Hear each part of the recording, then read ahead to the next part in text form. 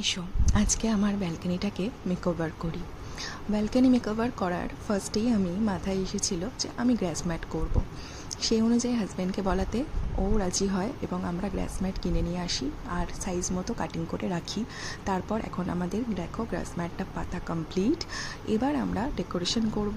ডেকোরেশনের জন্য আমরা একটা সাইড র্যাক রেখেছি এবং সেটাকে ভালোভাবে ডেকোরেট করছি এবং এই সাইড র্যাকটাও কিন্তু আমরা দুজন মিলেই কালার করেছি। আর এখন ডেকোরেশনটা হয়তো কমপ্লিট নয়, যেটুকু আমাদের কাছে ডেকোরেশনের আইটেম ছিল ওইটুকু দিয়ে কমপ্লিট করেছি এবং ইন ফিউচার আরও ডেকোরেট হবে, সেগুলো তোমাদের সাথে আমি শেয়ার করব। এখন ফাইনাল লুকটা এনজয় করো।